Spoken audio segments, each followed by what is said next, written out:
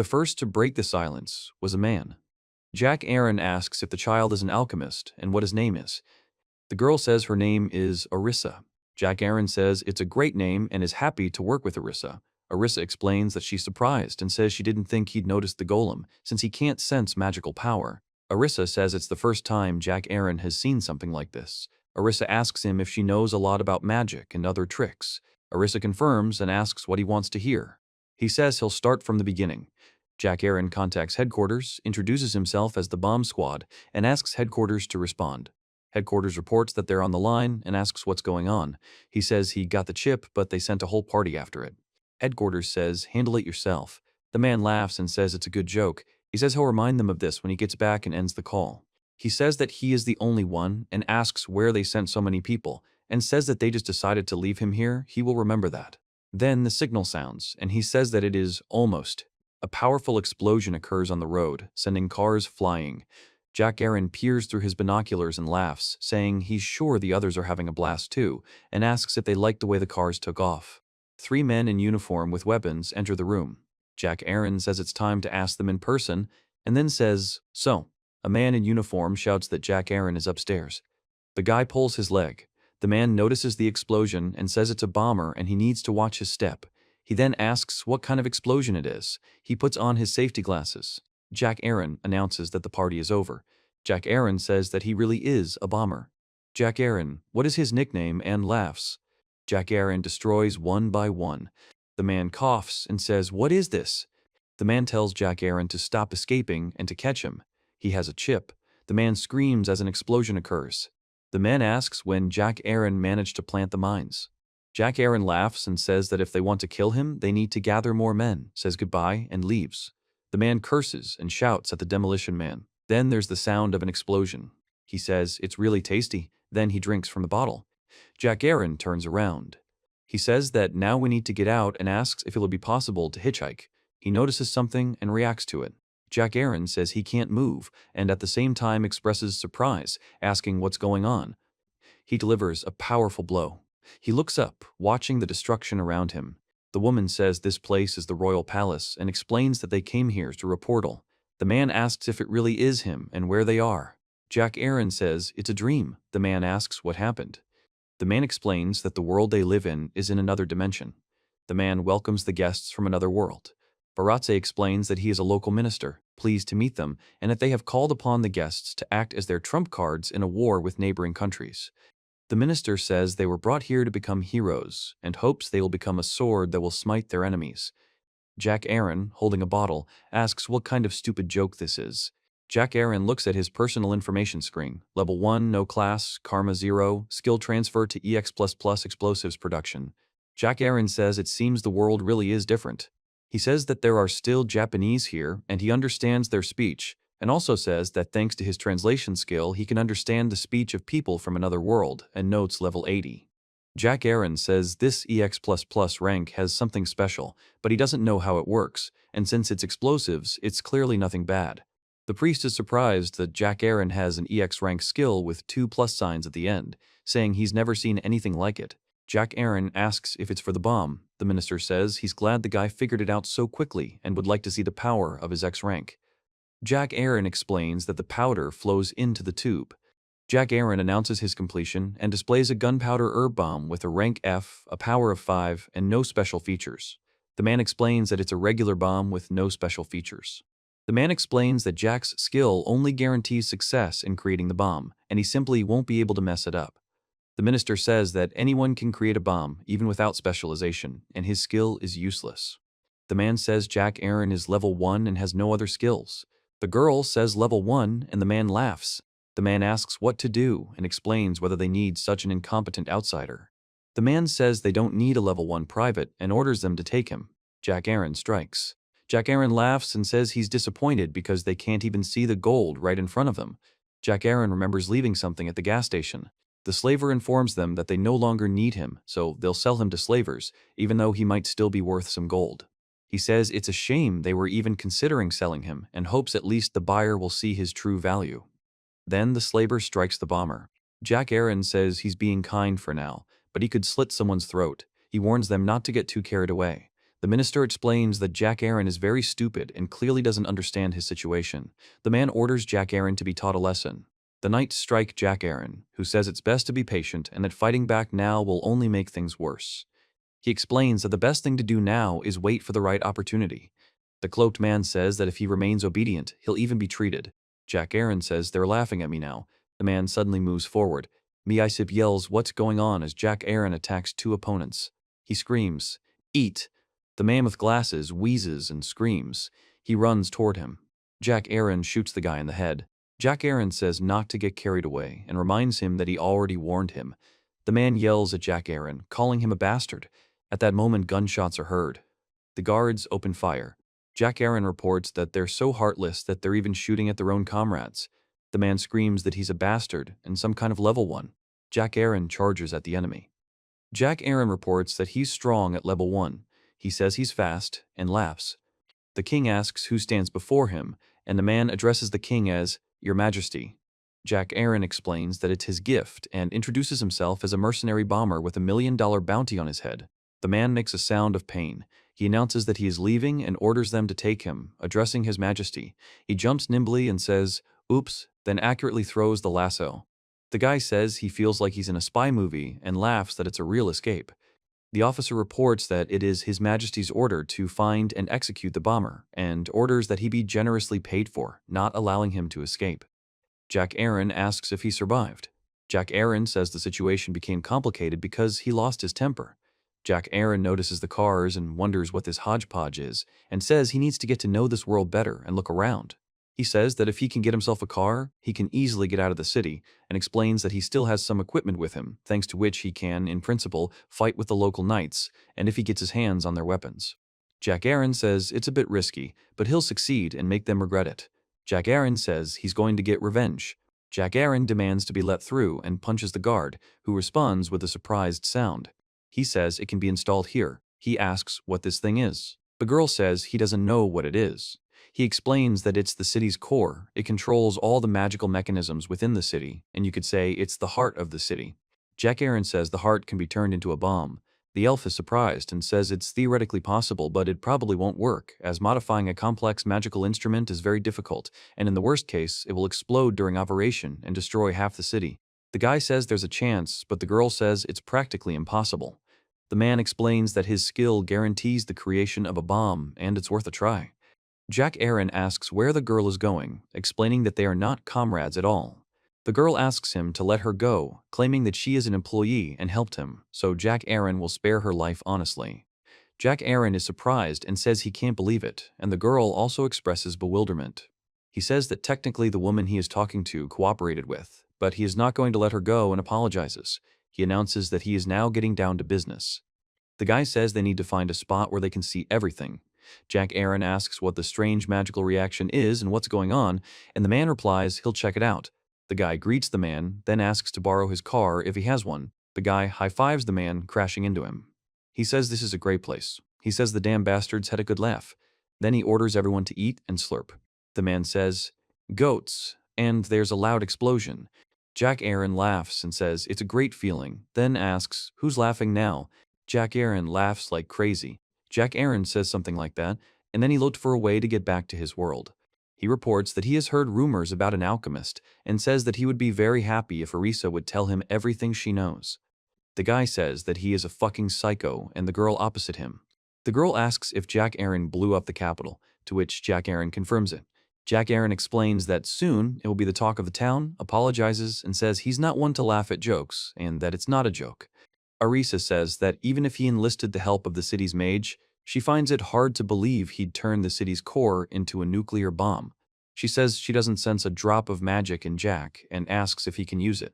He explains that he can't spit out a fireball, but he does have a unique skill. Jack Aaron asks the girl if she minds him looking at her stats, and she replies, "Of course not." The girl says she's surprised because that's what it says, and explains that he's an EX++ explosives manufacturer. The girl explains that all skills have their own ranks, and A rank is the rank of a master, X rank is just a legend, and in the man's case, it's also marked ++. The man says that the way the girl praises him fills him with pride. The man says he didn't do anything, but what difference does it make? The main thing is that he likes it. Arisa says that this number is also surprising. He says he should have asked for directions home first, then blown it up, and explains that whenever he loses his head with rage, he acts first and thinks later. He asks why the car broke down and notices that he doesn't have any cigarettes either. He says he wants to go home even more now. Jack Aaron reports that when he was summoned, he was level 1, a class appeared, and his karma dropped to 600. He explains that he received a lot of experience points for blowing up the city, and that's the only reason he can think of for the change in the numbers. Jack Aaron says that in video games, the typical upper limit is 99. He screams in horror as an explosion occurs ahead and he tries to dodge the flying rocks.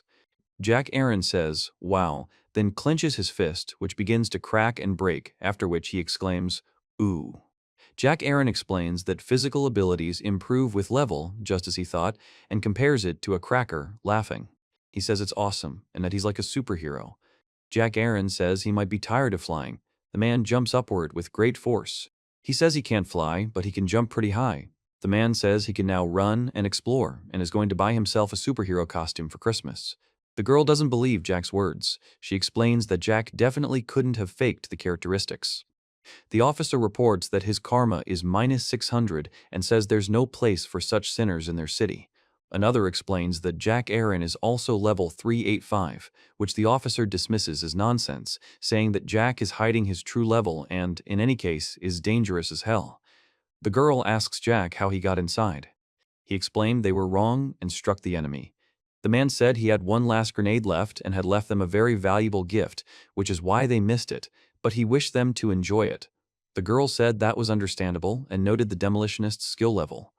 The girl says the numbers are abnormal, but they're clearly not fake, and asks how Jack Aaron found her. Jack Aaron says he was walking around asking around for directions. Jack Aaron explains that kind people called out to him and gave him a tip. He says she's an alchemist who lives in this town and makes her living selling potions and artifacts she makes herself. He explains that rumors are swirling that she's incredibly strong and that a gang tried to rob her, but no one ever came out of her house. A girl claps her hands in front of a man at a table, and the man turns and says, "Mr. Jack Aaron is surprised by the appearance of a group of golems who begin bringing food and setting the table." Jack Aaron asks what kind of creatures they are, and the girl explains that they are golems. The girl says that she created them, and they listen to everything she tells them. He asks if she created them using alchemy. Jack Aaron explains that the robots move on command, like robots, and says he doesn't know what robots are, but these children are doing the work of servants. Jack Aaron says he doesn't know what these dishes are, and that they don't resemble anything from his world, but they smell nice. He says that if she misbehaves, he'll just kill her. He tries the food and says it's delicious, but not enough salt. He notes that it's still delicious. The girl remains silent. The girl says that if he wants to return to the original world, he needs return magic, and she wouldn't call its implementation impossible, but Jack Aaron says it will be difficult. He says that, roughly speaking, the girl is telling him the same thing he learned before coming here. The girl explains that, firstly, proper preparation is needed, which requires equipment and materials and, ideally, the support of some large organization, for example, an entire country. She explains that a magician is needed to return home. She explains that the secrets of great magic, the necessary equipment, magic circles, and so on, are kept secret. Furthermore, this type of magic is considered great, and even if such a mage were found, they wouldn't have the right to use it without the country's permission. Jack Aaron says that at least she said it was possible. Jack Aaron explains that he already has a bad reputation in this world, and his class is confusing, considering he can make a bomb from the heart of a city. He explains that the specs would be considered fake, and besides, he doesn't want to commit himself to serving any country. Jack Aaron says he can make a bomb from the heart of a city. He says that part of him wants to do it again, but he's irritated and asks how many cities he'll have to destroy. The girl reports that Jack has a complex expression on his face. Jack explains that he doesn't want to tie himself down to duty, and the girl replies that it depends on the situation. Jack agrees. Jack Aaron says something fell. The girl says, "Oh wow." Jack Aaron asks, "What's there?" The girl explains that it looks like the spell on the gate worked. The girl reports that people trying to enter without permission are not allowed in. The man notices the sound and asks what happened. The girl explains that he ignored it. Jack Aaron is surprised and says he was electrocuted. The guy reports that it was painful. Arissa explains that people usually lose consciousness from such a blow, but it won't work against a high-level person. Arissa asks if this is Jack Aaron, someone she knows. He replies that he doesn't. The guy says it's funny. The man objects. Jack Aaron laughs. In the background, a group of people watch the woman lying on the ground. Jack Aaron says he looks familiar. The guy says he's found the bomber and asks him to come out. Jack Aaron asks how he survived the explosion and tells him to come out. The man apologizes. He's silent. He says he'll go say hello. There's anger in those eyes. Arissa tells him to be careful. Jack Aaron reacts to the sound and asks what it is. The girl says he could be dangerous. She tells him he's very angry and also strong. Jack Aaron says he'll be careful. The girl says she'll wait. Jack Aaron says he still has questions for Arissa and will be right back. Jack Aaron says he doesn't think they'll be able to negotiate peacefully, as he's also someone who doesn't forgive easily and he takes action. The man says hello. Jack Aaron explains that he was sure everyone died in the explosion, and the man explains that he's safe and that he was looking for him. Jack Aaron says that it was so bold to mock him, so he gave them what they deserved. The man says he knew it. The guy explains that's why everything. The guy yells that he even understands how many people died and calls him a monster, asking if he feels any guilt. Jack Aaron says he doesn't care and that he's never been bothered by such things, explaining that even in his own world, people were afraid of him and there's no telling how many people he killed. He says that if he had to fight the pangs of his conscience every time, he wouldn't be able to be a mercenary. He explained that the explosion was so powerful that it destroyed an entire city and he didn't think anyone would survive. The man asks how he survived. He says it's because of his skills. The guy reveals that he's not the only one who has received the cheating ability, and that the other guy's move forced them to cooperate. He says that each of them is going after Jack Aaron. Jack Aaron says they laughed at him, and now they're saying he has a cheating ability and will eagerly await their arrival. The man declares that since they're coming for him, he'll blow up every single one of them. The guy says he's a bitch. Jack Aaron explains that he should have let him experience despair and that he will deeply regret what he did. The man says he only ruined the surprise and asks why the guy told him that. He says he doesn't care and asks why he's even talking to a walking dead man. The man explains that Jack shouldn't think about revenge, then he could live peacefully and says that Jack lacked intelligence. The man says it's Jack's choice and offers him a drink. Jack Aaron says the enemy's guts will fly off the tree branches. The man curses and lunges with his weapon. The man explains that if he had lived the life of a true hero, he could have been brought back, but because of Jack Aaron, there's no turning back and he's not used to being a loser. The man says he's always enjoyed watching people fail and constantly fight to avoid it and be miserable. He says he saw people like that in elementary school, high school, and at work, and that's when he realized his life wasn't so bad. He screams. The man says he did indeed do this, but was the only one who didn't get a promotion. Jack Aaron reveals that he even knows the employee's personal information and asks what's wrong with him. The man explains that it's not his fault he's not appreciated, and he blames those around him, saying it's their fault. He says that as if hearing his pure desire, a white light appeared, and he reports that he was lucky again. It was definitely not a mistake. Jack Aaron says this was a turning point in his life and a chance to finally make a name for himself and become great, but another man makes him stop. The man says, stop, and demands that Jack Aaron at least tell him his name. Jack Aaron asks why he needs to, and the man replies that he doesn't care. He says he just likes to give surprises and fires his gun. Then he notices something and says, huh. He catches the bullets with his hand, and then one hits him in the neck, and he says, oh. Then he yells, go. The guy reports that the bullet bounced back. Jack Aaron says it's an interesting trick. The guy asks how Jack Aaron did it. Jack Aaron explains that the damage from the attack was doubled and reflected back, and rates it a full A+. The guy says that thanks to this, he was able to survive the explosion in the Capitol and that attacks won't work on him. With it, he's invincible. The man explains that the guy asked him for his name and must know his killer. The guy identifies himself as Manita Koji. The man says, I understand, Koji, and it's nice to meet you. Jack Aaron says he's bad with names and stabs a man. The man tries to attack Jack Aaron with a knife, but he parries the blow and says it's useless. Jack Aaron then shoots the man. The guy yells eat and strikes with his sword. He dodges and fires his pistol. The guy laughs and asks if he's out of ammo. He replies, Jack Aaron kicks the man, and he screams. The man says that whatever Jack does is useless, and he doesn't understand it yet. The man says that he's level 80 and much stronger than the average person. Jack Aaron remains silent. The man says that he's level 385, to which he says he's not solving anything, and his attacks will only get stronger, and the man explains that when they're reflected, they'll only get more powerful. The man explains that if he doesn't hit wisely, he'll kill himself, and wonders how to kill Jack Aaron. The guy says he might just give up. Jack Aaron says that even if you run away, you still won't win, and you can end it all here. The man replies that he really should be finishing up, because they're waiting for him there. Jack Aaron asks what he's even talking about. He says that you should never think that he is invincible. He says that the arrogant are always the first to die, and now he will show it. The man says that Jack Aaron has no chance of winning, to which he replies that it depends on how you look at it. Jack Aaron says, "Let's hug," and suddenly grabs the man's face. The man responds with surprise, "Wow," and falls down with Jack. He explains that given how his ability works, he can't be hit from the outside with this reflection. The man says this while being captured. The guy says he can't hit hard, only pushes to restrain Jack Aaron, and doesn't even leave a bruise. Jack Aaron explains that a cute fan is trying to hug him, but the guy asks her to let him go, calling Jack a monster. The man says it's a gunpowder bomb he's kept since then, and explains that its potency is low. The man tells the unruly child to eat. The man clamps his hand tightly over the boy's mouth, who tries to resist and makes noises. Jack Aaron explains that reflected damage doubles, and if it keeps reflecting again and again, the small amount of firepower will become stronger. He asks how long the guy can withstand this. The guy tries to say something, but his mouth is covered. A guy squeezes the mouth of another guy who is trying to say something. He reports that he has started to feel bloated. Jack Aaron asks the man if he wants his help and offers to forgive him and be his friend. The man makes noises of protest. Jack Aaron says he understands. People passing by notice the noise and ask what's going on, pointing in the direction. The man panics and tries to escape. He calls Koji his new friend and suggests celebrating their friendship with fireworks, but says it will be Koji instead. Koji demands to cheer him up and urges him to go. A man stands at the entrance to a building when a powerful explosion occurs. Jack Aaron is delighted that it was a three-pointer, and it's a shame he's the only one to check. He yells, "Ha ha!" and throws the ball.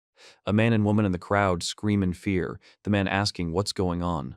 A man with a drink warns that someone is looking this way. He says he's back and welcomes the girl. The girl says he's back. She notices Jack is injured and asks if everything is okay. Jack replies that it's nothing that a little sleeve in alcohol can't cure. The girl agrees. The girl says she doesn't have any alcohol. Jack Aaron says she shouldn't apologize. He'll buy some later. The man asks to wash up before returning to the room and agrees. The man realizes he's miscalculated. The scene shows a shower with falling water, which accompanies relaxation after a fight. It communicates relaxation after a fight. Jack Aaron says he appreciates it and he can take a moment to reflect. The girl asks if everything will be okay, explaining that these people are afraid of her, no one wants to deal with a witch, so they won't tell anyone. The girl says that if he can't stay anywhere else, then he can live here, and she doesn't mind. Jack Aaron tells her that a mansion in the middle of the slums is the right place for him, but he doesn't understand what she's trying to achieve and asks why she's so kind to him. He reports that the alchemist Alice is considered a witch, but at first glance you wouldn't know it, and he doubts that she's motivated solely by hospitality. He explains that looking at her, it seems like something is wrong with the world, and adds that he understands that she's not one of those people. There are sounds of knocking and clicking. Jack Aaron says she clearly has some intentions and begins to reason. He says it doesn't look like a surprise attack. He opens the curtain and sees a group in hazmat suits. One of them explains that it's her. He asks if they want to fight and expresses confusion. Jack Aaron reports that his clothes have been washed and dried and wonders why this witch is so considerate. Jack Aaron thanks the girl, saying that now both he and his clothes are clean, to which the girl responds with a question. Jack Aaron expresses disbelief. The girl reports that the wounds have already healed. He says that's true, and notes that the pain in his arms and legs has also disappeared, although he didn't even notice. He asks if this is due to his high level of regeneration. He adds that it's very convenient, the girl reports. The girl asks what she should call Jack, and he says he's happy with either name, Jack, or Aaron, and offers her a choice. Jack explains that he'll call himself Jack then. The man tells her that the room is all hers, and she expresses surprise. Jack says it's surprisingly cozy. Jack says he has a strong spirit, and that's wonderful. When the girl saw him, she liked him, so she invited him to the mansion. The man says that people usually tell him he's a cold, insensitive person, but he laughs and calls him a strong spirit and explains that Jack himself doesn't realize it. Jack Aaron says it's love at first sight. The girl stares at him silently. He says it's hard being a handsome guy and says he might take it as a compliment, though he's not sure if he should be happy. The girl explains that she's always drawn to the darkness inside people's souls and that she likes crazy people like Jack. He calls it a shower. Jack Aaron asks the girl if she can see that the guy is feeling hatred, to which she explains that she can see the color of emotions in the soul, but she can't read people's minds. Jack Aaron calls this a convenient ability. The girl says it's late and suggests they continue tomorrow, after which Jack Aaron wishes. Birds chirp. The man in the bed slowly opens his eyes and takes a step. The girl silently looks at the man. Jack wakes up in bed. Alice looks at him. Jack says good morning to Alice. Alice tells him breakfast is ready and suggests they have breakfast together. Then Alice wishes Jack good morning. Jack Aaron says she came to wake him up and tells him that she will probably tell him soon what she wants from him. He says he understands perfectly well that nothing in this world is free, but he's not against bartering on a favor for a favor basis.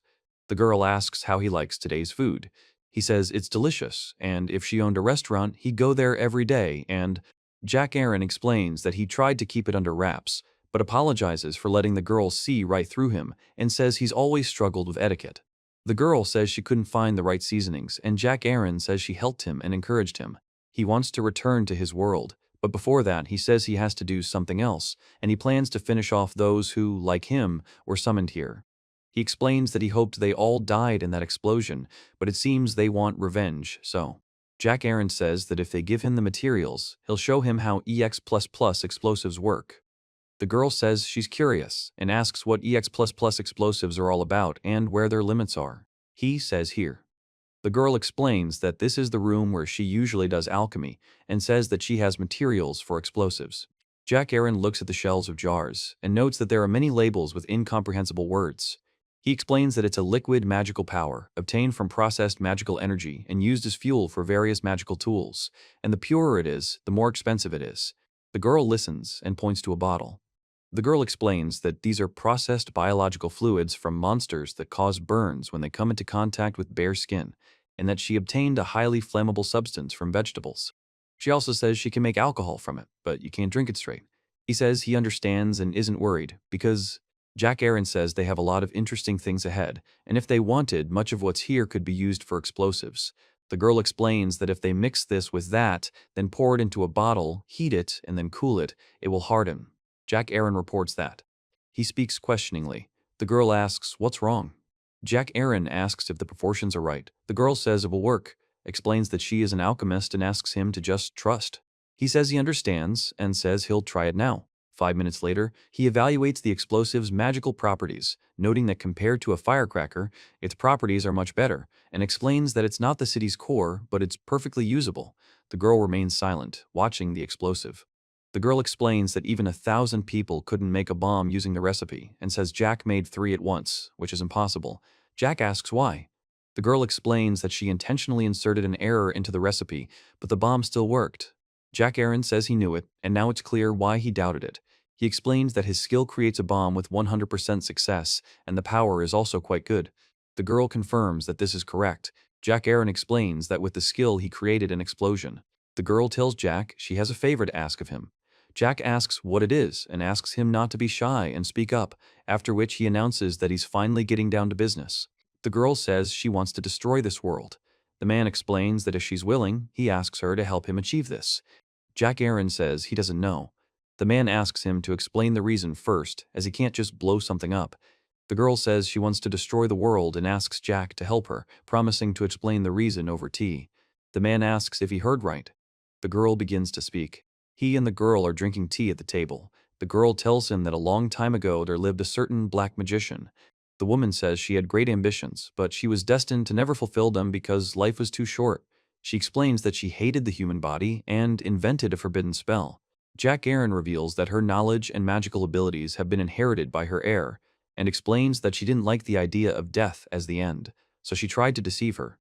The man explains that her ambitions allowed her to invent such a spell, and remarks that a true psychopath is immediately apparent. He says he can't bring himself to call her strong, quite the opposite. He explains that she could well have found the secret to immortality, but she didn't because she was too obsessed with her ambitions. He then explains what immortality means. Given where their conversation is heading, he asks, the girl explains that she has inherited the black magician's will and powers, but mentally she is a completely different person. She states that although she is the magician's reincarnation, she is not the magician herself. The man asks if this means the magician's personality and character have long since died, to which the girl confirms. Jack Aaron reveals that he has a theory that each of them brings something new to the table and that she wants them to fulfill her ambitions through many lifetimes. The girl says she knew she had inherited her will and powers and feared her personality would be replaced, but this did not happen. The girl reports that she is the 13th and has mastered detection techniques and extrasensory perception to perfection. The man explains that the second has mastered all the secrets of alchemy, the sixth has mastered the art of golems, and the ninth has become a master of creating magical instruments. Jack Aaron says that each of them grows stronger with each lifetime, and that he was thinking about the future, madam. He says he never understood what was going on in the minds of these geniuses, and asks if she really wants to end the world, having gone so far. The girl explains that it doesn't bother her. The girl says that no one has ever achieved what she will, and if she does, she will earn the full right to be called the greatest. The man explains that this would make her the most powerful black magician in the world. The man says he understands and hears her story. The man in the cloak explains that. Jack Aaron says the girl is the epitome of a true mad scientist.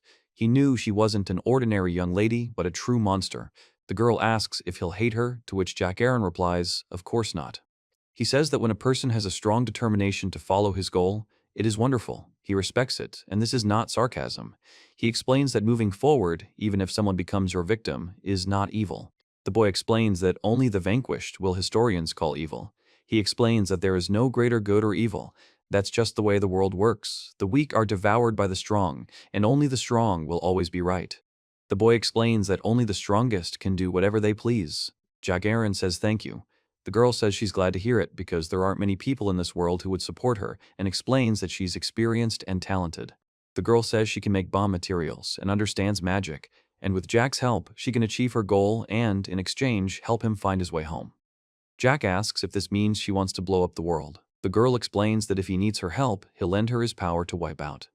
The girl talks about blowing up the world. Jack Aaron explains that it's a difficult mission for a mercenary, but it sounds fun. Jack Aaron says he's not interested in the locals and expresses his joy at working with the girl. He says that he and Arisa will work well together and that he'll even have fun in this world.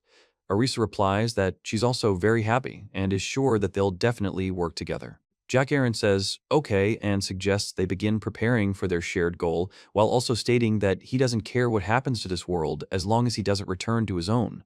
The girl replies that Arissa's madness is her own business and won't interfere with her goal, confirming her agreement. Jack Aaron and the boy asks if they can use the alchemy room. He explains that they need to obtain weapons to fight and achieve their goals. The girl confirms that any materials can be used and says that she'll study the boy's skill and find a way to destroy the world with them. Jack Aaron says he'll be downstairs, and if you need anything, just call him. He explains how seriously she's taken this and hopes she doesn't find a way to destroy the world before he gets home. The girl explains that when she finds a way to destroy the world using his skill, she might well be able to prevent him.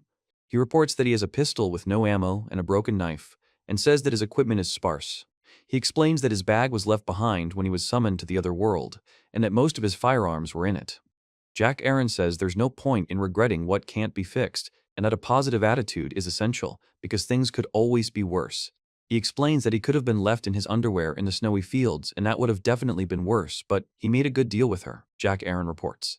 He reports that with his bomb-making skills, he can make explosives even from otherworldly materials. He explains that the quality varies depending on the material and the quality of the workmanship, calling it interesting. He says it's ready and notes that he'll play with other materials for practice.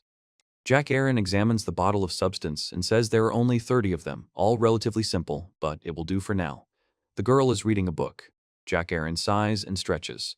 On the table are various types of bombs and explosives with the inscriptions Incendiary B. He says he'd like to make bombs using magic. He explains that he'll be dealing with residents of the magical world and other transported people and asks what's wrong with using their tricks. He explains that with one such magical thing, he blew up an entire city and Jack Aaron says he heard a sound. The man reports that something unexpected is happening. Jack asks if you're expecting guests and is surprised. Alice tells him there are a lot of soldiers there. Jack wonders if they're after you. Alice explains that she's pure and innocent, and this is for Jack. She explains that there are a lot of rumors about her, but she doesn't do anything illegal. Jack Aaron tells the terrorists that he's a law-abiding citizen and doesn't understand why he should surrender, and the soldier orders the terrorist to surrender immediately and warns that otherwise there's no guarantee he'll leave alive. Jack Aaron repeats his call to surrender, and the girl. He says okay and that he understands. Then he calls the situation a war. He asks if he'll get out alive and claims that they're the ones who won't leave. The girl stops Jack Aaron and asks him to calm down, explaining that it would take a lot to kill that many soldiers.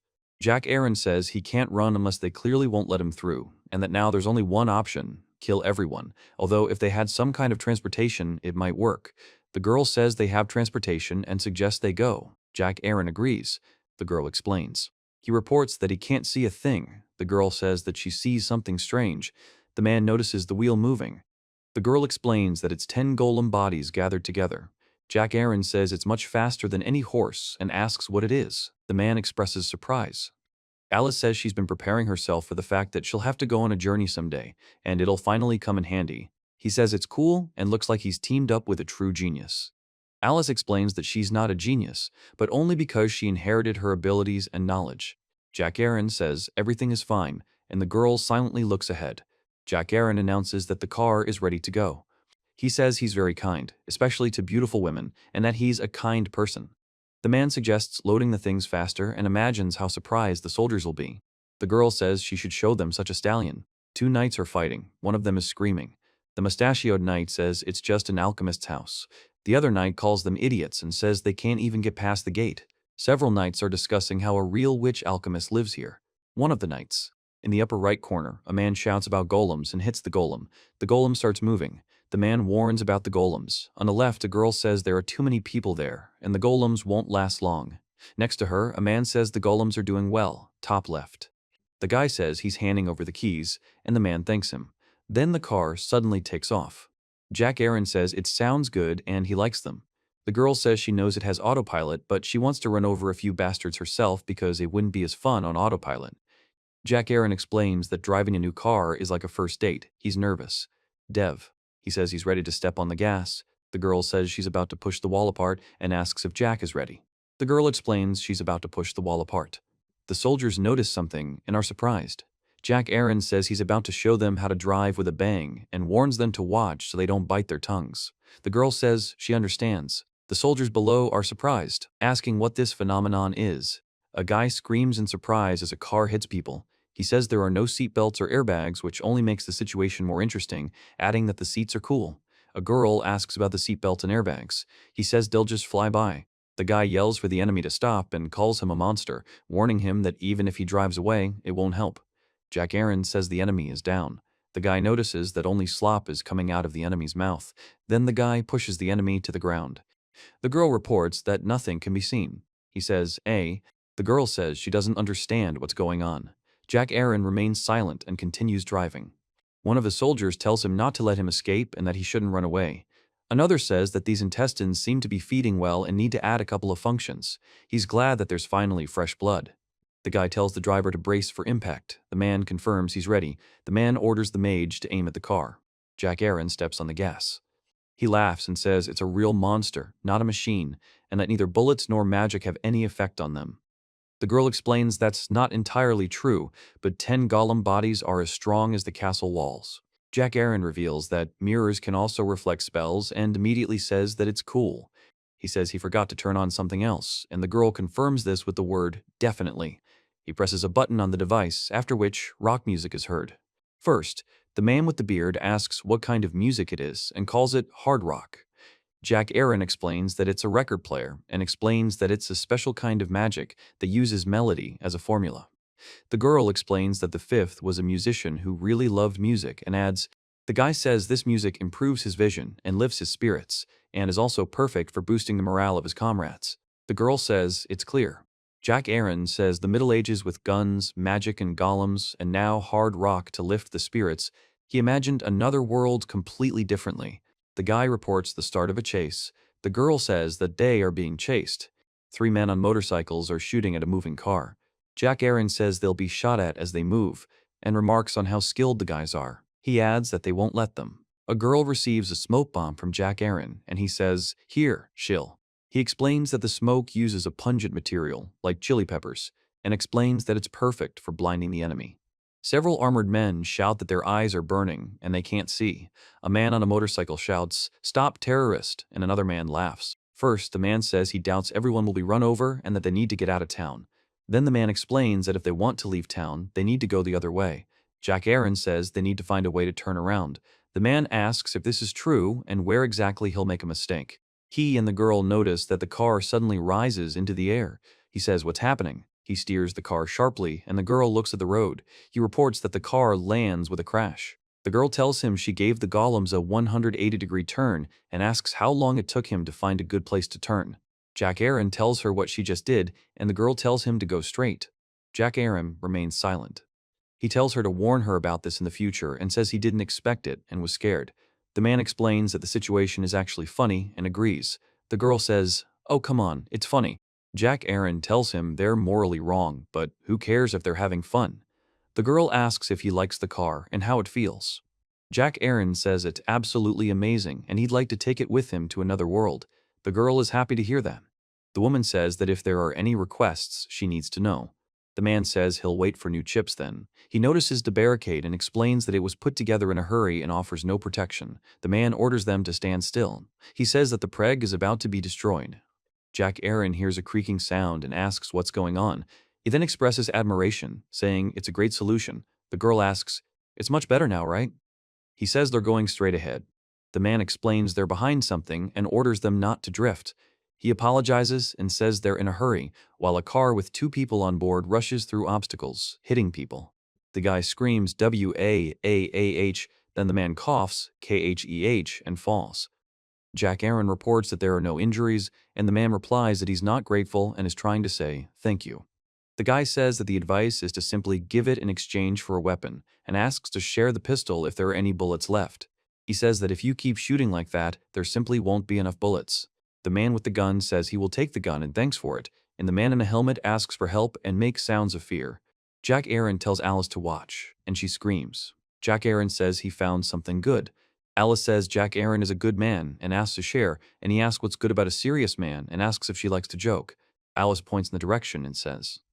The boy reports that it's a knight. He clearly senses her desire to kill and notes that she's clearly stronger than ordinary soldiers. The man explains that it seems they've attracted the attention of an unpleasant person. The girl explains that she is the commander of the knights in this city, a renowned hero of the country, and a wielder of a magical sword. The man explains that it's best not to tell her name, although I believe her name was something like that, and says she has 5 minutes to live. The man adds that he'll forget her name anyway. The boy asks why. A guy throws a bomb. Jack Aaron yells, "Ha!" and rides his horse through the explosion. Jack Aaron yells, "Ha!" again and continues riding his horse through the fire and smoke. He says, "Phew," saying it's not bad. The girl explains that these monsters are the descendants of dragons. The man says he doesn't understand why she became a knight, because she would have made a great jockey even though she's clearly not a horse. Jack Aaron reports that the creature is faster and stronger than any horse, and even a car won't be able to escape it. The man asks the girl if her creator irritates her, to which she replies that yes, a little. Jack Aaron says, The man greets the boy and offers to join the circus. He says he won't forgive. The man notices the sword that cut the car. The girl reacts to what's happening. He smashes the car with the sword. It's reported that more to come. Jack Aaron notices an approaching car and jumps on his horse. The girl reports the sound of a gunshot. Jack Aaron reacts with surprise and catches the sword. He says the sword is very sharp and much more dangerous than usual. The girl explains that it's a magic sword. The man tries to free himself and screams for them to let him go. Jack Aaron tells him to be careful, and the man confirms. Jack Aaron says it's a magic sword, and the man notices it's hot. The man attacks sharply, and the girl on the horse makes a sound of effort. The boy screams and strikes his opponent with his sword. The man says he abandoned the animal and ran away, asking what kind of knight he is. The girl remains silent. The boy orders her to shut up. Jack Aaron says, and the girl says she feels sorry for the car and calls Jack. Jack Aaron explains that everything is fine and asks not to worry. The moment of the sword strike is shown in the center right, accompanied by the sound. A guy and a girl in a car say it would be more fun with a submachine gun. A man with a sword jumps onto the roof of the car and then the car crashes into the gate, destroying it. Jack Aaron says he's still teary-eyed and asks Alice to drive for a bit. Alice understands. The man opens the car door. He says they don't need free riders, and this is their stop. He tells his opponent that with this support, he won't be faster than him. He explains that it's a clear day, and from this distance, his knife will be faster. He calls checkmate and calls his opponent an amateur. Jack Aaron announces that his opponent should get an express ticket to the afterlife, and delivers a kick. Jack Aaron explains that it's just a kick, and calls his opponent a bastard. Jack Aaron believes he delivered the kick in 3 stages. A guy screams from an explosion that occurs above the car he is sitting in, and inside the car, there is a girl. Jack Aaron reports that the knife handle was rigged with explosives. It was just a prototype, but it worked brilliantly. He says he needs to make a couple more. Jack Aaron says it's a good firework. Jack Aaron points out something, saying, He raises his hand. The girl looks at him. He reports that they took what they needed. The guy says he's giving a high five and asks the girl if she knows what it is. The girl replies by asking what it is and says she's never heard of it before and doesn't understand what it's for. Jack Aaron explains that there's no specific purpose to it, and that when you're happy and want to share your happiness with someone else, you high five. The man says if you don't want to, that's fine. The woman says she understands and asks for a high five. He says that you shouldn't do that and raises his hand to stop his interlocutor.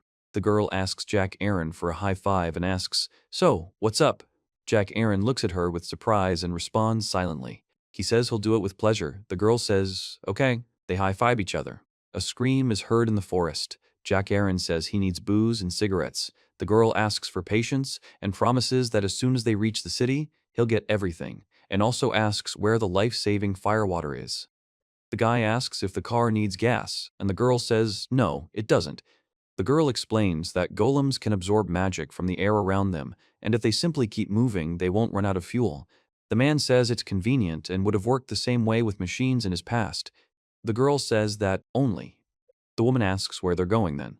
The girl says they're unlikely to be able to travel long with the car in such a state, and explains that she'd like to repair and improve it, but needs materials. She explains that, after thinking about it, she decided that an independent Jewish nation would be the best option. Jack Aaron says that such independent states usually have a ton of problems, and there's no sense of peace there. The girl confirms that criminal organizations are thriving in Jewry. Jack Aaron reports that there's no public order there and says he knew it. The girl informs him that there are no records of who enters and who leaves, and anyone can move freely, and that there are no official soldiers or knights, so it is an ideal place to hide. He says that he agrees and, given their situation, to act from a criminal city.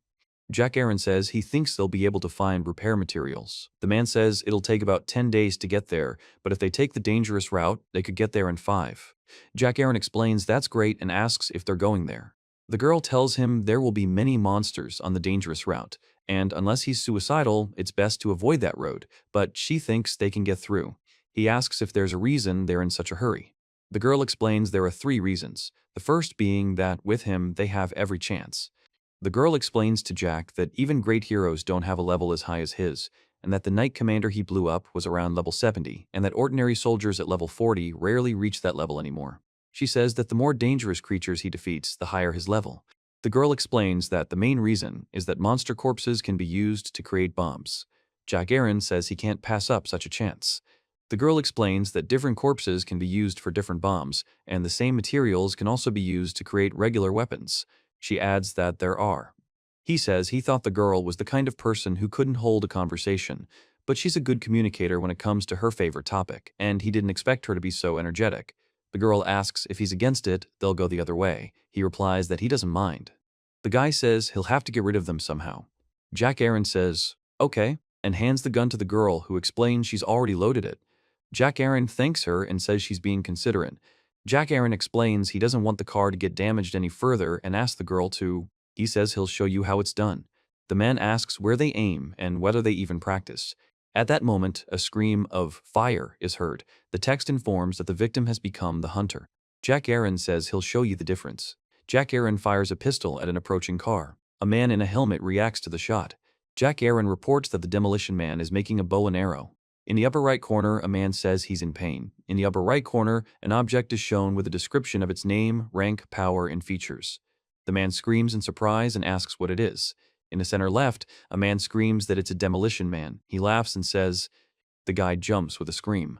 2 armored men in a truck notice him. Jack Aaron suddenly attacks one of the men, punching the ground and striking him. The armored man, shocked, says what? The armored man screams, "Bitch," as Jack Aaron strikes him.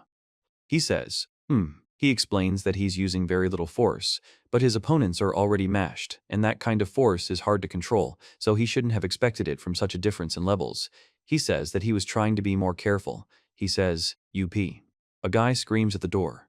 Jack Aaron grabs the armored man by the throat and tells him to be quiet, explaining that the pain will be short-lived. Below is a picture of a truck driving fast. He says, "Yeah," and so then the man coughs. He says to come here and fight, and the man swears. The man asks, "What the heck?" He says, "Hi." He apologizes for keeping you waiting. Jack Aaron says they're collecting the reward now and explains that it's a dachshund. He tells Alice they've had a great catch and asks if she can help. Alice replies that she can. Jack Aaron asks her to trust him. He says it's very convenient and even makes him want to learn magic.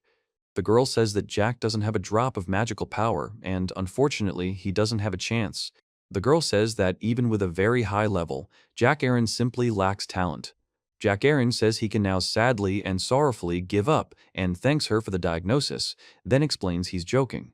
He says that there is only forest here and it is impossible to even drive through, and the girl asks if they are really going there and confirms this. The woman explains that she uses the tool to know exactly where to go, and they're taking the shortest route. The man says, "Wow." The man asks what the woman is doing, and she explains that she's collecting various materials.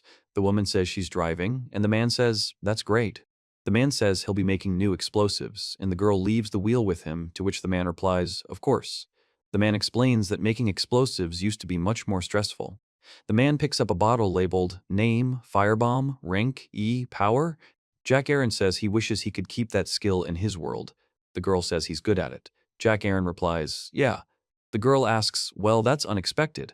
Jack Aaron explains that he sometimes used a bow for work, calling it a handy thing. The girl says that with his strength, it's better to just throw. He says he was hoping to find a bow from the soldiers, but they didn't have one, and explains that if you attach a small explosive to an arrow, you'll get an excellent explosive arrow. He also says that the girl might be right, but if he wants to aim. Jack Aaron says that since he made it, he should try it, but then he notices something and says M. He says it's a monster from the forest and asks what this nasty thing is. The man makes a clicking sound. The girl reports that the praying mantis's shell is as hard as steel, so strong that knights need a whole squad to kill one, and that the praying mantis's claws are so sharp they can cut through any armor. Jack Aaron says he didn't think such creatures lived here and asks. The beetle moves to the right. He tells Alice to stop. Alice asks if Jack wants to kill him, to which Jack replies that it's the perfect target. Jack Aaron says he doesn't want to get into close combat and will kill the enemy with an arrow. He also thinks he could knead him into a wet slick, but he doesn't want Alice's car to get damaged. The girl tells her to stand still. Jack Aaron says he's casting a spell and has strengthened it. He shoots an arrow at an insect, which emits a piercing scream. The man reports that it is more powerful than he thought and asks if it could be due to the enhancement, then exhales. The man and the girl watch the insect, which emits a scream. The man shoots an arrow from... In the top panel on the right, an insect is making cries. In the center, a girl is giving something to a man, and the man says, "Surprised? Huh." Jack Aaron says it'll get easier. In the bottom panels, on the left and right, the insect continues making sounds. He shoots a bow and hits the insect in the head, after which the insect explodes. Jack Aaron says he seems destined to be an archer and suggests a change of career. The girl says he would have made the best archer in the kingdom. Jack Aaron laughs and says, "Praise won't help, he's only interested in bombs." Jack Aaron asks if he can take anything from the dead man. A car moves against a backdrop of mountains and the moon. The headline announces that the demolition man faces new challenges and the joyride continues. Goblins let out shrill screams and jump around with clubs, one of them making a sound of surprise. The upper right shot shows a grenade exploding near a car. Jack Aaron asks who they were, and the girl explains that they were goblins, monsters that attack people in large groups. The man next to the car says he's heard of these monsters and reacts to the explanation. He says that's not enough and explains that it's better not to take a direct hit. The girl explains that the boar will run as long as it stands. The man strikes the boar, who continues to run. Jack Aaron says the golem's armor won't hold up and reports that there are quite a few high-level monsters here. He explains that they'll try using a magic bomb, which has a power of 1,000, is easily ignited, causes magical burns, and is a poor mixture. A man throws a Molotov cocktail, which explodes. The man says it's pretty good, and the girl asks why the bomb is so powerful. The man explains that all sorts of trash was used to make the bomb. The girl explains that bombs with poorly mixed explosives are dangerous and can have very unexpected consequences. Jack Aaron fires a double-barreled shotgun and says it's interesting. He says it's a monster parade here and explains that there's no time to relax, but it's good that the car drives itself. He says that, thanks to his girlfriend, he's leveling up pretty quickly. The girl asks what level Jack Aaron was. He says he was 21. The girl explains that she's leveled up 7 so far. Jack Aaron announces that he's level 7. The man asks if he's only level 7. The girl explains that he's actually growing fast and that he's just special. The man says, "Oh shit," and the girl explains that the higher the level, the more experience you need, those are the rules. The man says there's only one of him. The girl informs him that her spell power has increased, allowing him to kill even more monsters. and that she will become stronger by relying on him. He says that if she becomes stronger, it will be useful, adding that he doesn't need a princess who is useless, after which he approvingly says, "Okay." Jack Aaron says she's his partner, he tries to protect her, but something unexpected can always happen. The guy says he's not very good at escort missions. The man says he wishes she could survive without his support. Jack Aaron says things have gotten a bit quiet, and the girl says it's best not to relax just yet. Jack Aaron notices a special ability on the grenade and says it's been added.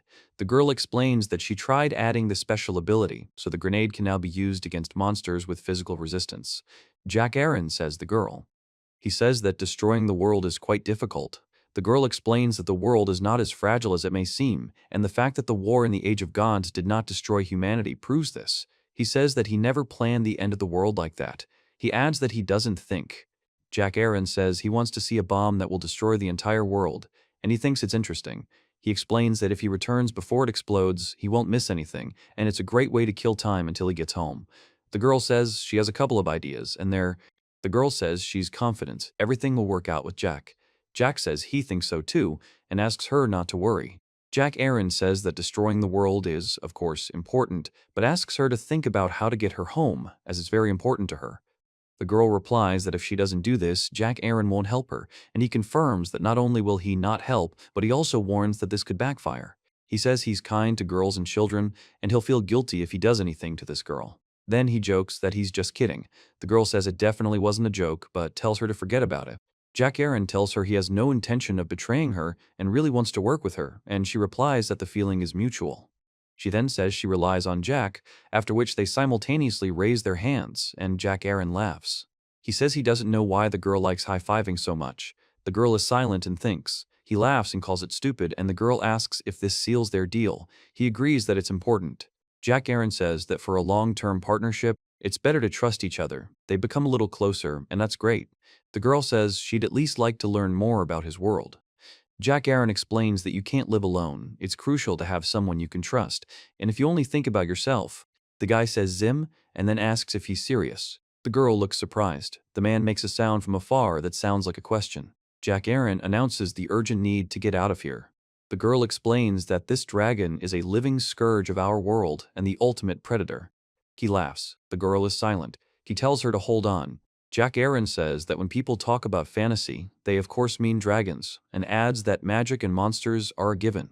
He tells Alice that he is handing over control to the autopilot. Alice says that she understands. He draws his bow and shoots at the dragon, which roars and tries to attack. The dragon spews fire, destroying the car, and the man screams, "Oh shit." The man asks what's going to happen next. The man says the dragon is dense and he'd give half his life for an RPG. The girl calls the man Ernig. Jack Aaron says he's been told there are monsters here that are within his power, and that the dragon is already too much. The girl explains that dragon's scales are protected by natural magic, making them immune to normal attacks, and even bullets and explosive arrows with magic barely scratch them.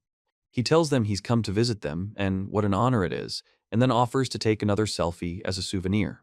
He throws something at the dragon and says, "Eat it," and the dragon grabs it and hits the car. The girl watches silently.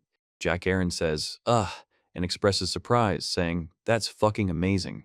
Jack Aaron screams, "Ugh," as the car crashes into the ground next to the dragon. The dragon looks up, watching the scene.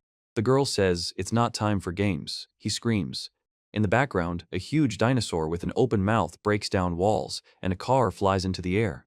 Jack Aaron says he's a bomber, and has leveled a whole city, and he's not going to lose to some overgrown lizard, calling it a beast. He shouts that he will give him a mouthful of food and throws down the lit candles. The dragon reacts sharply to this and gets hit. The dragon is surprised and tense. The guy laughs and says he made a cocktail of tear gas and fire, asking if he likes the recipe. Jack Aaron says it's too early to celebrate, urging him to recognize the power of humanity and asking if the enemy took a hit. He says to look forward and then asks if forward. Jack Aaron reports that it looks like there's a giant fault here and says there's a cliff there that wasn't on the map. The girl explains that she didn't know about it. Jack Aaron says that's great. He tells them they're as lucky as drowned men. He explains that they can't fall and orders them to turn into the woods to pray they'll escape. The man and girl react to the sudden event. The dragon attacks the car, crushing it with its paws. Jack Aaron calls it bullying and insults his interlocutor. The girl remains silent. The girl says things are bad and she's losing control. The man explains that the rear ones have broken cores and transformation is impossible. He says it's just glitter and it's enough to make you cry. The man curses and calls the ride a romantic bitch. Jack Aaron reports that a dragon is approaching the vehicle he's on and warns of impending danger. He explains that he needs to be prepared for an attack. He screams as the dragon grabs the car and throws it into the air. He calls the dragon a bastard and a pig, saying that this is too much. The girl watches what is happening with a serious expression. Jack Aaron reports that his guns aren't working, leaving him with only one option. He asks if it will work and penetrate. The man replies, "Who the hell knows?" But Jack Aaron yells for the lizard to die. He screams and delivers a powerful blow to his opponent. The man watches the scene with a tense expression. Jack Aaron punches. Jack Aaron smashes the door with his sword. Jack Aaron notices something and reacts. He says he's ready and that level bonuses are another topic, and the woman screams, "Jack."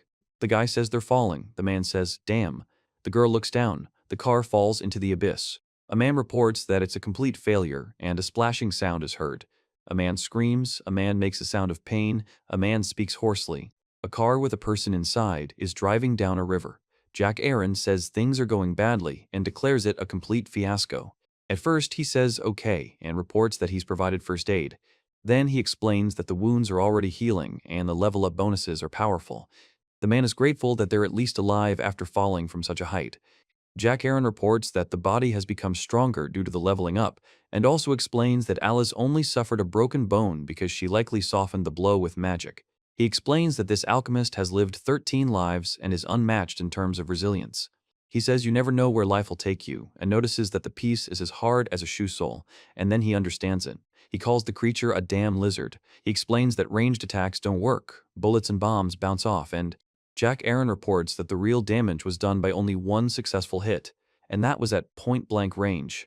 He explains that his damage is clearly insufficient against the flying creature, and that he needs to learn to strike at range, taking down the enemy from afar. He explains that if he had a weapon from the old world, he could solve the problem with a single shot, but what he doesn't have is not there, so he'll have to craft an analog himself. Jack Aaron says he won't forgive this lizard and that next time they'll definitely kill him. The guy says they'll roast it whole and have a royal feast. A man sits on the roof of a car, moving through water in a narrow, rocky gorge. Jack Aaron announces that they've finally stopped. He looks at the car silently, then carefully examines its engine. He says he can't do anything with the magic carriage and will have to wait until Alice wakes up. Then he notices something and says, Jack Aaron reports that it's deep. Jack Aaron stands near the car and boxes. He tells Alice to get some more sleep. He explains that they can try to force their way through, but if they run into monsters with magic or skills, it will be a disaster. He advises that while they have food and water, it's better to wait, and once they get out, they can get serious about magic. Jack Aaron announces that someone is coming, then he says that they are people. No information.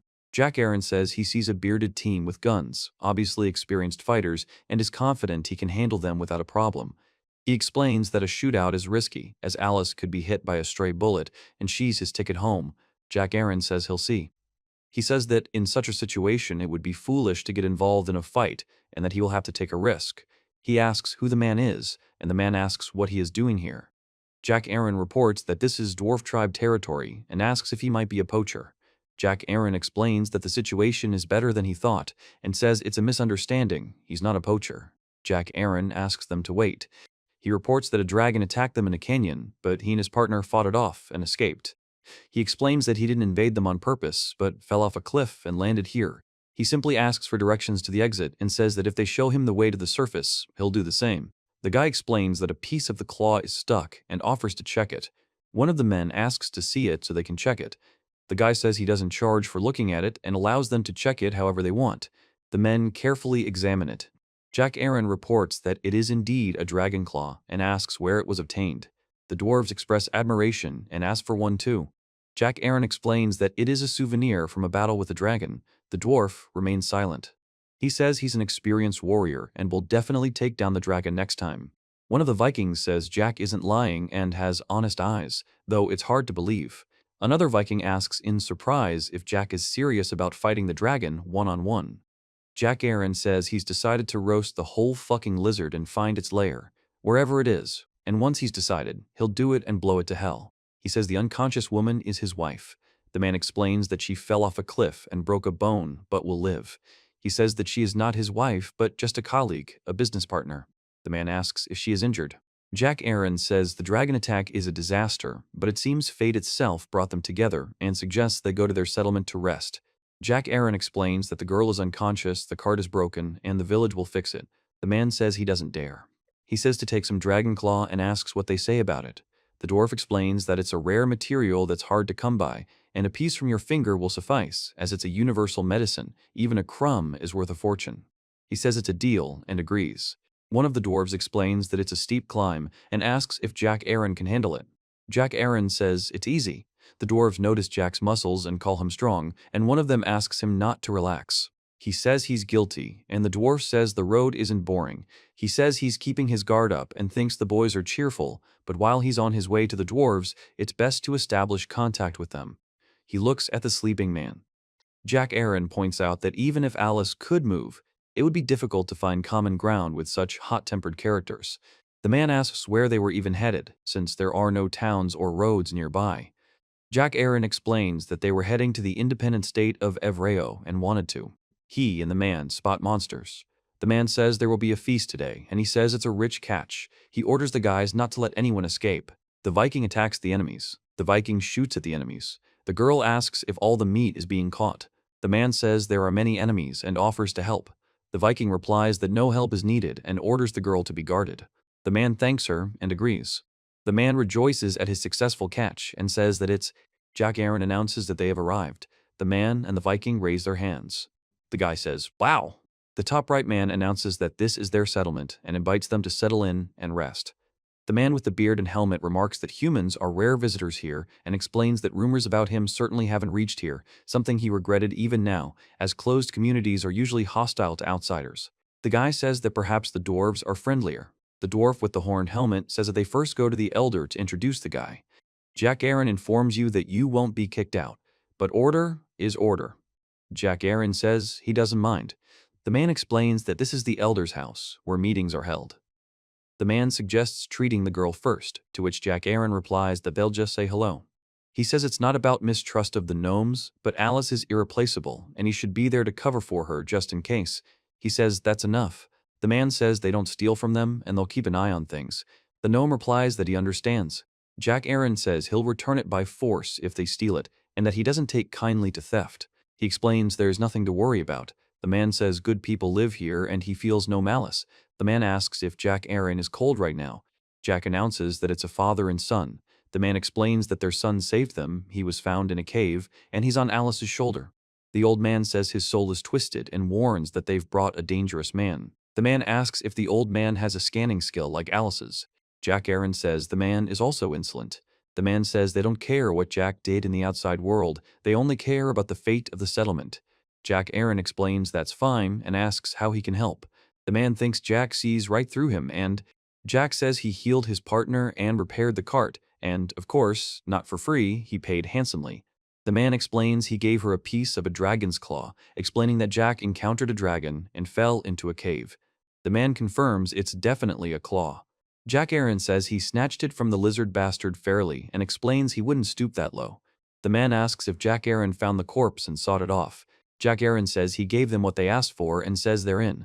He is silent, then says that it is a dragon. The man reports that the dragon appeared 10 days ago. Jack Aaron explains that the dragon has taken up residence on a nearby mountain and appears to be an outcast from the flock, a hermit. He explains that the dragon flies around and eats anything that moves, causing them harm. He's silent. He says, He asks if there's anything to say. The old man explains that he understands what he's getting at and says that the guy seems smart. Jack Aaron thanks him for the compliment and says he hates being taken advantage of. He demands to speak directly and get to the point without prevarication.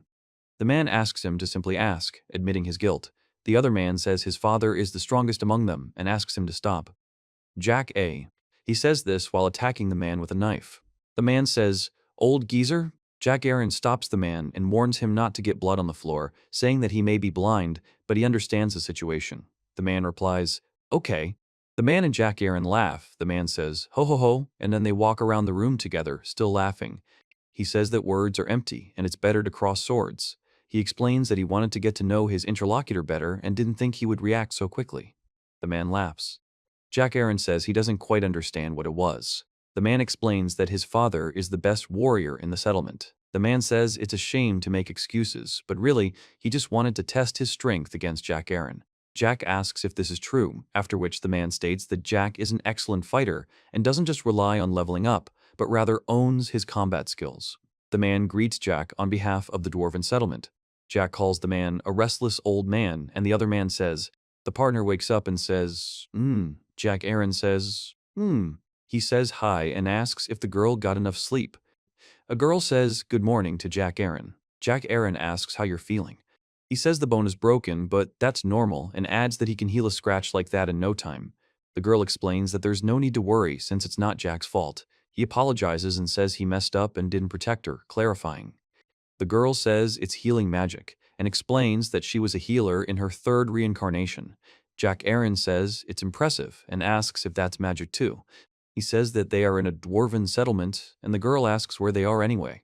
Jack Aaron reports that the dwarves have given them an empty house they stumbled upon in the cave, and have given them a surprisingly warm welcome. Jack Aaron explains that dwarves respect strength. The girl says that now it's clear why the dwarves are so delighted with Jack Aaron. He says he feels like a hero and asks to see. He reports that they brought a whole mountain of gifts. Jack Aaron announces that there will be a feast in their honor tomorrow, and agrees. The girl says they have so much food that they won't be able to eat it all in a year, and remarks that there's everything. Jack Aaron explains that the elder asked them to get rid of the dragon that had taken up residence on the mountain nearby. The boy says the elder is a businessman. The girl is silent, then says yes. He explains that he used the claw piece as a deposit, and in exchange, they'll help repair the cart and make a weapon, and add something else. Jack Aaron announces that he has finally got his hands on some booze and smoke, then lights a cigarette and exhales the smoke with relief. He says there's some kind of herbal joints, but the taste is tolerable. He says life is getting better. He asks if he'll have a girlfriend. The girl replies, yes, a little. Jack Aaron announces that everything is ready. The girl sits silently at the table. The guy says it's time for a drink, and asks what exactly we'll drink to. The man places his hand on the glass with the drink. The girl says that you have to die to fulfill the dragon's dream, and asks how such a toast works. Jack Aaron replies that it's excellent. The girl says they need magic crystals, and the man explains they have just the right amount. He asks how the renovation is going, and the girl replies that it's great. He says two craftsmen will always find common ground, and notes that they've become good friends. Jack Aaron reports that the gnomes' help would be very welcome. They have excellent quality ore here, and they will not only fix it, but also upgrade it. The guy says he's looking forward to it and says, okay. The girl says Jack shouldn't be left behind either and confirms this with, Jack Aaron says so. He kneels down and begins packing things into a wooden box. He says these are bombs for the dragon. He explains that all the necessary materials from the dwarves are in place. He explains that the main goal is maximum destructive power, and if that's successful, all that's left is to throw them and not miss. The girl asks Jack how he's doing. Jack says he's doing pretty well. Jack explains that he mixed explosives with a magical liquid, and it's his second most powerful toy after the one that destroyed the city, and he shows off another one. The girl asks if Jack used an OSC. The top right panel shows the sticky bombs with a description of their stats: name, sticky bomb, rank, C damage, 7500, properties, permanent, sticking, vulnerable to magic. Jack Aaron explains that the base is slime goo, which, the gnome. He says slime is often used in bombs, but he's never seen one this powerful. The girl explains that she mixed the ingredients in that proportion. He asks to see the formula for the mixture and laughs, saying he doesn't understand how it works at all.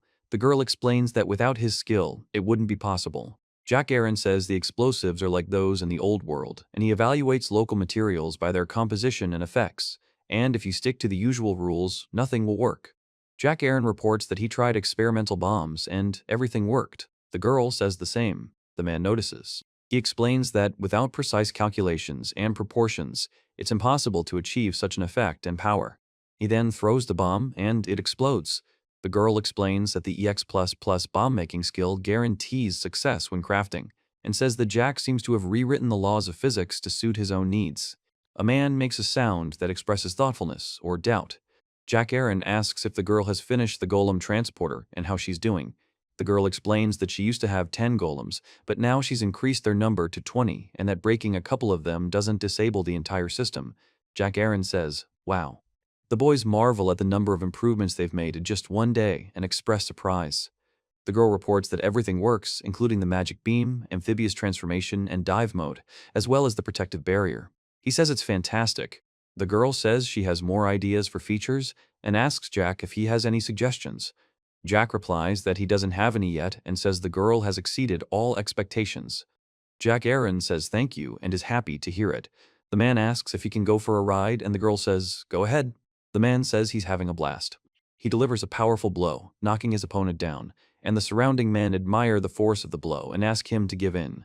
He says that he understands and is ready to give in.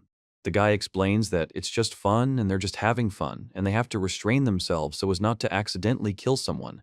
Another man says it's just like training exercises and that such relaxation is useful. Another man says he heard a guy beat up an elder. A man asks his father if he thinks Jack can handle a dragon, and his father replies, The man says he is strong, that's for sure, but even the whole crowd can't bring down the dragon.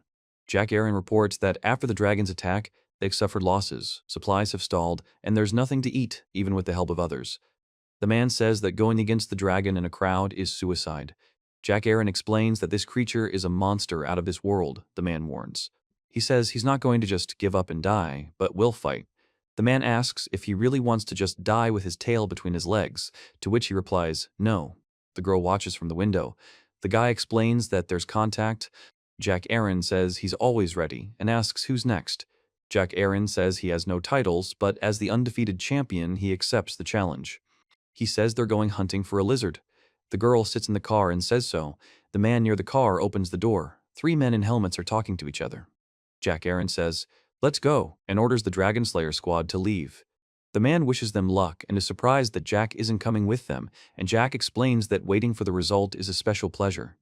The elder reports that Jack himself almost tagged along, calling it a village on.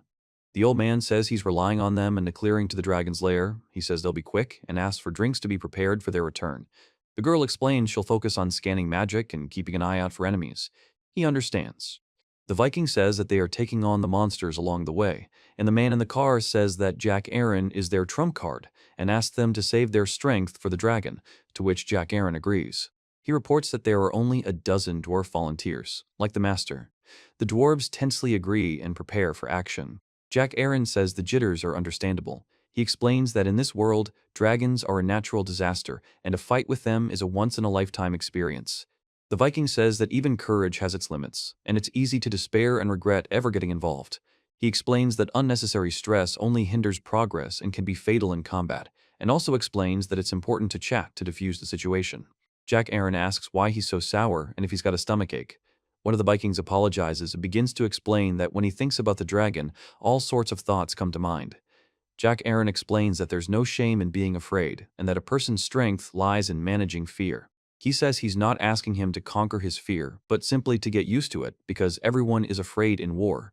The man says that's well said and better than his father's lectures. He asks if he's ever been afraid, to which the man replies that yes, that's good. Jack Aaron laughs and says he's been enjoying himself from the start and asks people not to follow his example. The man with the helmet says he's thrilled by how badass he is. Another man explains that his father is just as much of a battle maniac. The guy asks Alice how she is and if she's worried. Alice replies with a question about her.